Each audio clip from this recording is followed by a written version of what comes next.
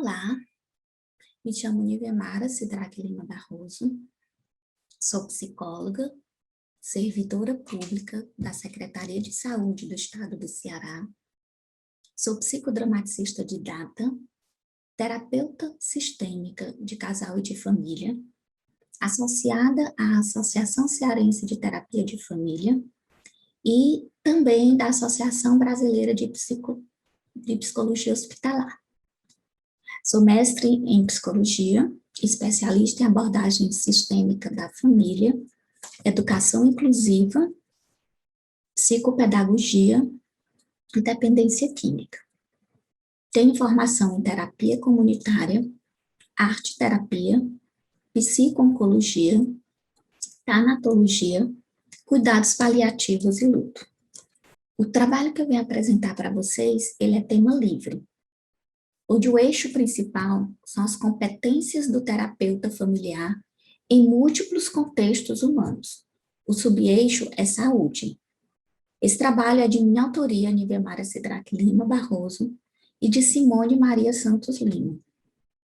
O título é Vivências de duas terapeutas de família no ambulatório de HIV e AIDS.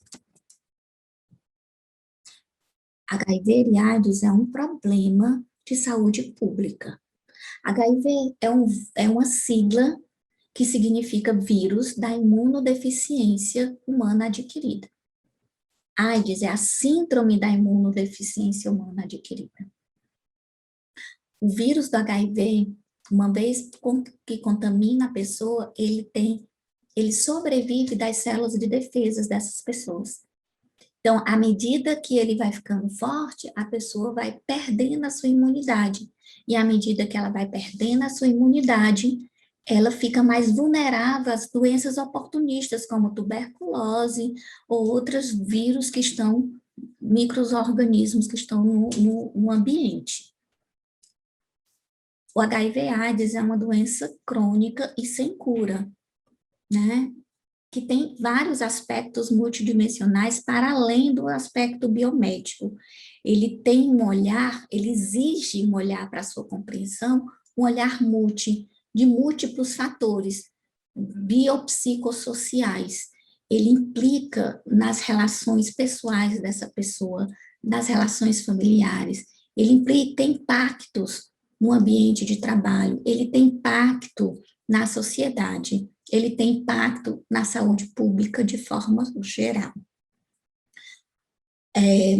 Há alguns anos, essas pessoas que vivem com HIV e AIDS, elas têm usado as terapias antirretrovirais, que são os chamados antigos coquetéis, né? E que hoje está cada vez mais refinada, né, essas terapias, e estão dando uma qualidade de vida, de saúde, muito grande para essas pessoas que vivem com HIV e AIDS, a ponto delas não precisarem se hospitalizar, a ponto delas viverem 10, 20 anos apenas em acompanhamentos ambulatoriais. Só que exige dessas pessoas que elas tomem essa medicação diária, todos os dias.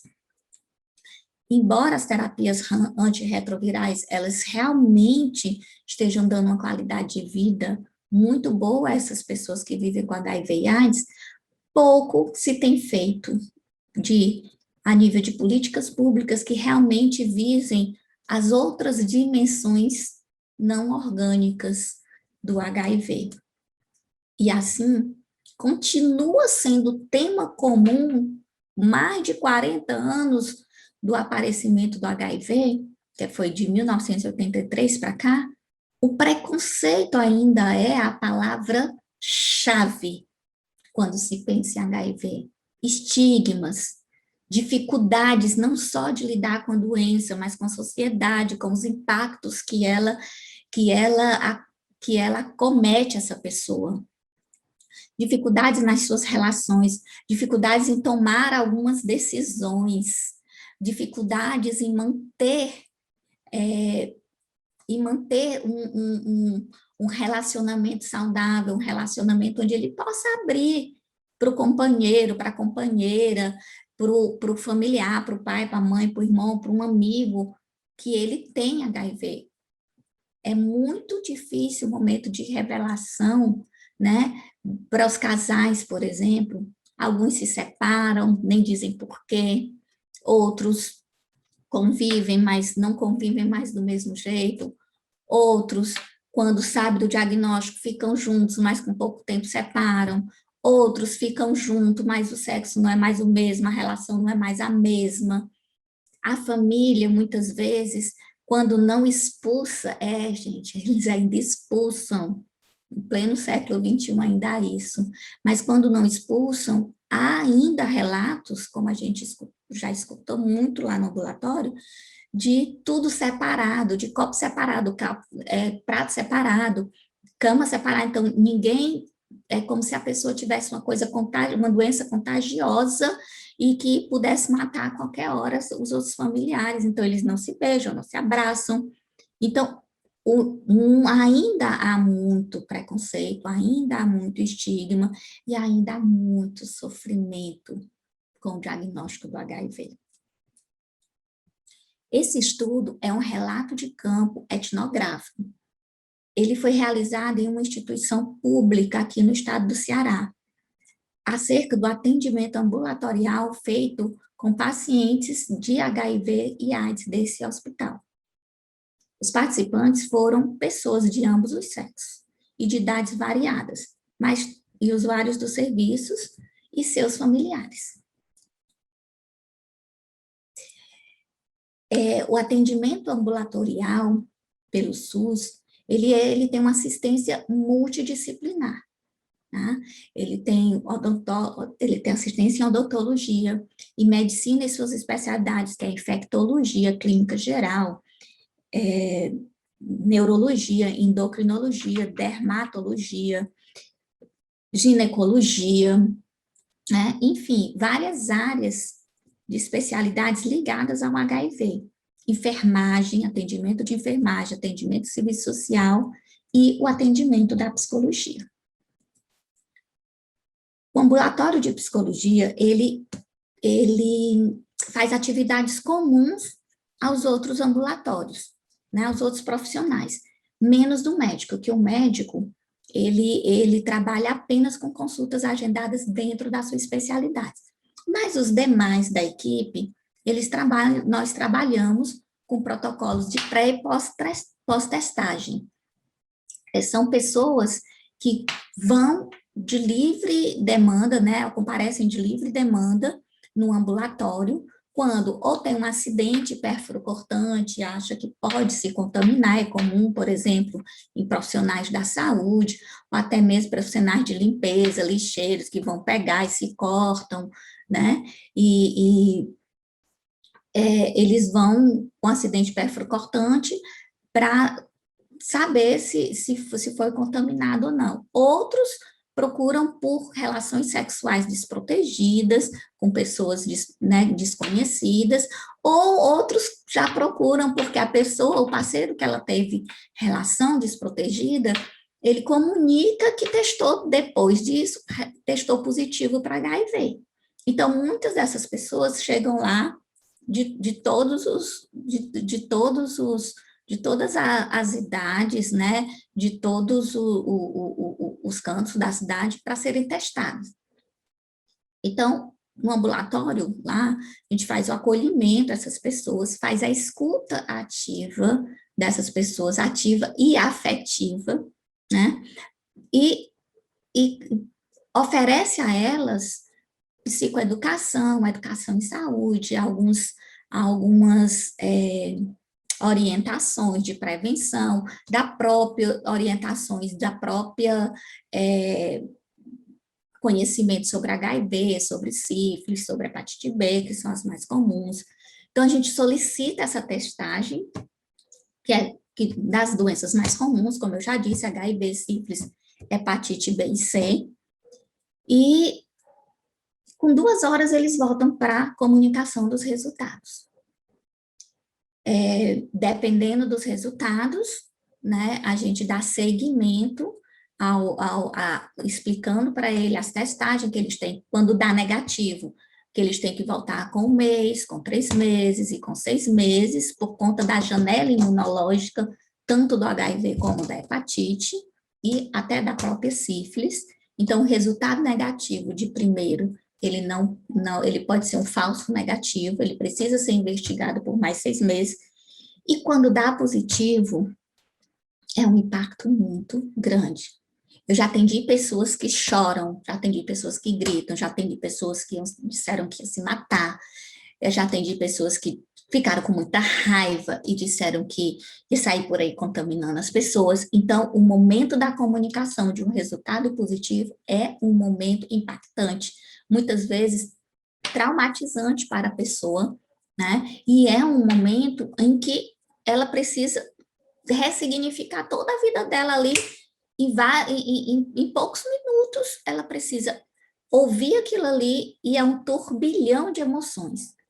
Então, a gente deixa a pessoa falar, deixa a pessoa chorar, a gente acolhe, né?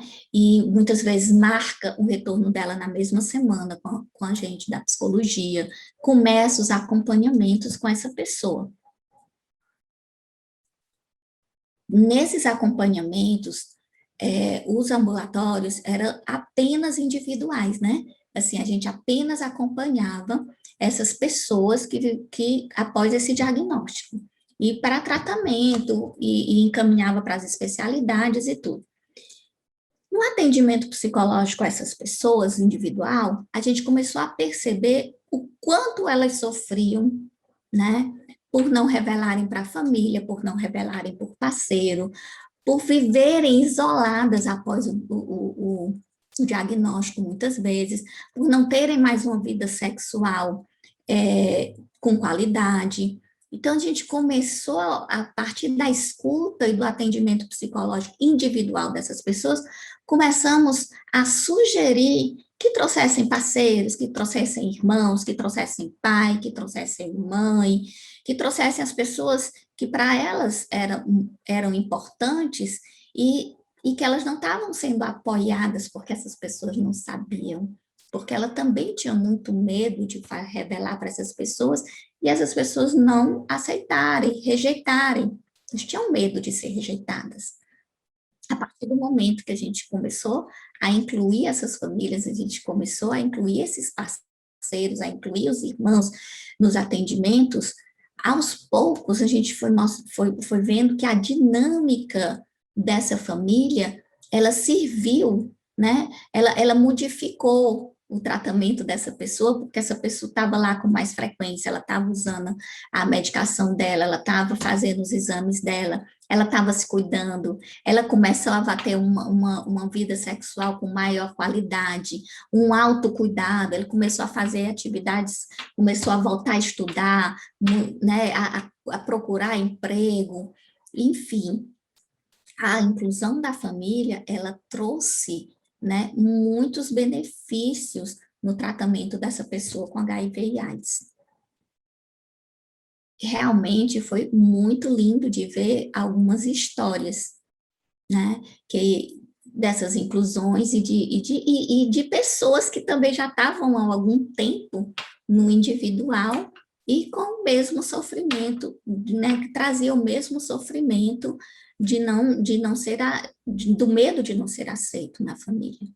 Então, as vivências no atendimento assistencial, elas foram momentos ricos em aprendizado, em investigação, foram momentos em que percebemos a influência, como era grande a influência dos valores que a família tinha em relação ao cuidado no adoecimento e no adoecimento do paciente com HIV e AIDS.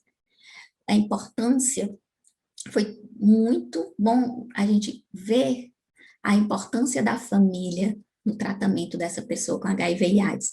E para nós, enquanto terapeutas, foi muito importante porque nos ajudou no desenvolvimento de competências singulares enquanto terapeuta de família no SUS. Então, conviver com HIV e AIDS é possível, sim. E a família se mostrou uma importante rede de apoio. Para além do vírus, há uma vida com HIV. Queria agradecer aqui a oportunidade, né,